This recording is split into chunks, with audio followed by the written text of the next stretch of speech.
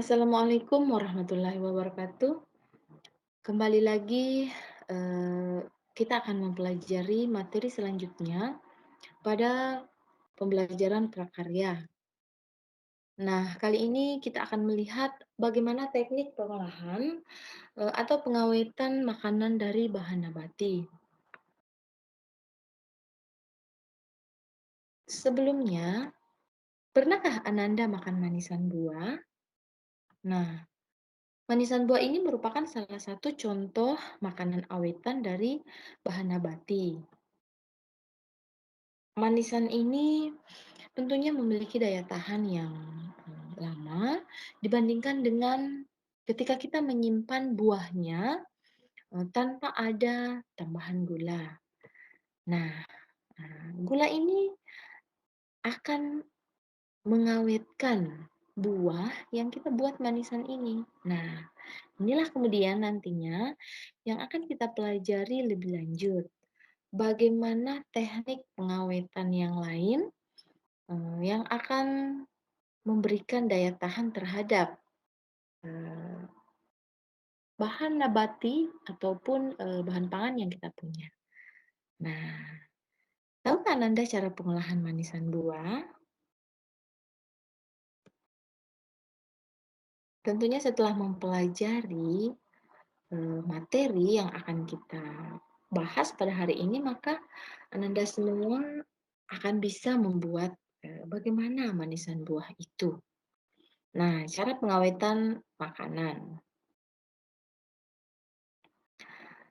Pengawetan terbagi menjadi dua, yaitu pengawetan secara fisik dan pengawetan secara biokimia. Mari kita lihat bagaimana kedua jenis pengawetan ini. Pengawetan secara fisik dapat kita lihat contohnya yaitu pengeringan, pengawetan dengan suhu rendah, pengemasan, dan pembuatan tepung. Sedangkan pengawetan secara biokimia dapat kita lihat contohnya yaitu pengasingan, pengeringan, penambahan bahan pengawet kimia. Nah, jadi untuk pengawetan, secara fisik dan secara biokimia ini akan kita bahas lebih lanjut untuk pertemuan kali ini. Yang pertama kita masuk pada pengeringan. Teknik pengeringan merupakan proses untuk mengeluarkan atau menguapkan sebagian besar air yang dikandung melalui penggunaan energi panas.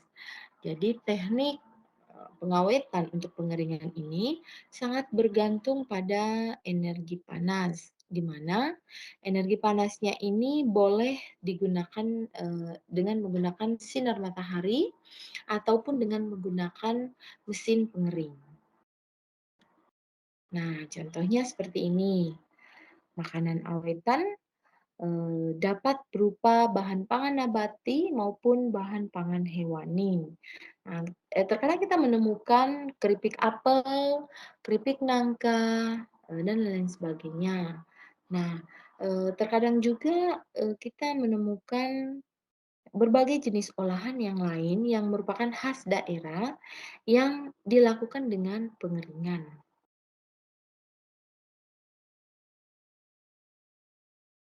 Nah, pengawetan dengan suhu rendah.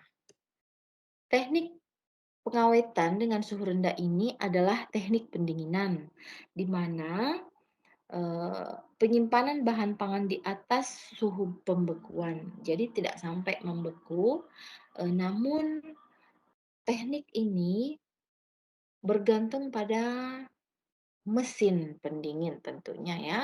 Biasanya kalau di skala rumah tangga, mesin pendinginnya itu adalah, refrigerator yang khusus dibuat untuk ukuran rumah tangga. Nah, kita lihat pengawetan dengan pembekuan adalah penyimpanan bahan pangan dalam keadaan beku.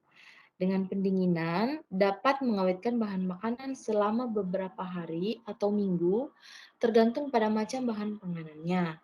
Sedangkan pembekuan dapat mengawetkan bahan makanan sekitar beberapa bulan atau bahkan beberapa tahun.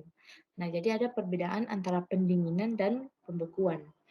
Cara pendinginan atau pembekuan masing-masing memiliki pengaruh berbeda terhadap rasa, tekstur, nilai gizi, dan sifat-sifat lainnya. Biasanya, bahan pangan ini memiliki daya tahan yang berbeda-beda ketika kita simpan dalam mesin pendingin ataupun dalam keadaan beku. Nah, hal ini harus betul-betul diperhatikan agar kita tetap mendapatkan, rasa, tekstur, nilai gizi yang baik dari makanan yang kita awetkan. Selanjutnya pengawetan dengan suhu rendah ini bergantung pada laju kerusakan menurun, atau biasanya memperpanjang kesegaran. Nah, pembekuan itu biasanya di bawah 18 derajat Celcius bisa tahan sampai lebih setahun. Pendinginan tidak dapat membunuh mikroba, tetapi menghambat pertumbuhan mikroba. Nah, sebelum disimpan, lebih bagusnya itu dicuci terlebih dahulu ya untuk sayuran. Nah, ini contoh bahan makanan yang ditempatkan pada mesin pendingin, baik itu bahan pangan nabati maupun bahan pangan hewani.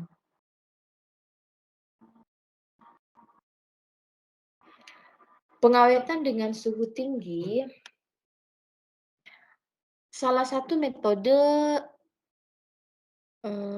pengawetan yaitu dengan menggunakan suhu tinggi. Umur simpan menjadi lebih panjang karena aktivitas mikroba dan biokimia terhenti pada proses dengan suhu tinggi. Nah, pengawetan dengan suhu tinggi ini digolongkan menjadi tiga, yaitu yang pertama blanching, pasteurisasi, dan sterilisasi. Mari kita lihat perbagian-bagiannya. Nah, sebelumnya kita melihat dulu dua faktor yang harus diperhatikan dalam pengawetan dengan panas, yaitu jumlah panas yang diberikan harus cukup untuk mematikan mikroba pembusuk dan mikroba patogen. Kemudian jumlah panas yang digunakan tidak boleh menyebabkan penurunan gizi dan cita rasa makanan. Nah, ini sangat penting ya agar kita tetap mendapatkan cita rasa yang bagus dan gizinya tetap utuh.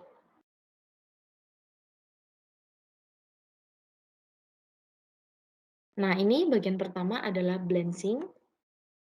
Blanching dilakukan dengan cara bahan pangan dicelupkan ke air panas di atas 70 derajat Celcius dalam waktu maksimal 3 menit. Lama waktu pemanasannya tergantung jenis makanannya. Nah, blanching dilakukan dengan tujuan untuk menginaktifkan enzim yang tidak diinginkan. Selain itu, blanching juga bertujuan untuk membersihkan bahan dari kotoran dan mengurangi jumlah mikroba dalam dalam bahan, serta menghilangkan bau, flavor, dan lendir yang tidak diinginkan.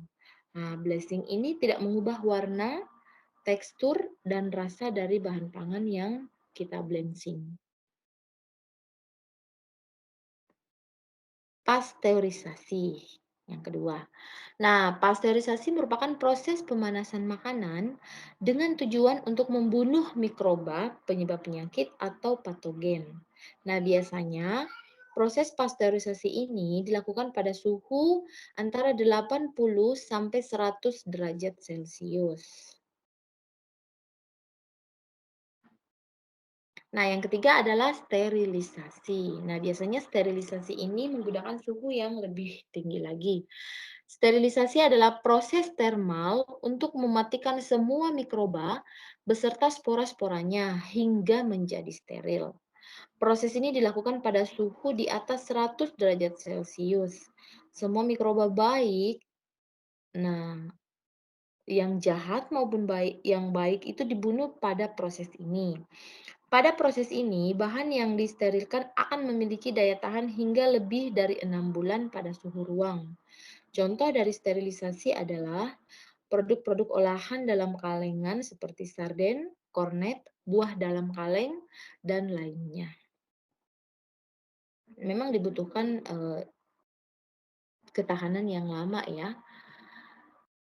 Nah, Kemudian cara yang selanjutnya adalah pengemasan. Cara pengemasan merupakan proses yang berfungsi untuk pengawetan makanan untuk mencegah kerusakan mekanis serta mengatasi perubahan kadar air. Nah, perkembangan dalam pengemasan ini sangat pesat, baik pengemasan plastik, kayu, karton, gelas, dan metal. Berbagai bahan pengemasan seperti Tetra Pak, Tetra Bright, Tetraking maupun teknologi baru bagi berbagai aneka jus serta produk cair lainnya.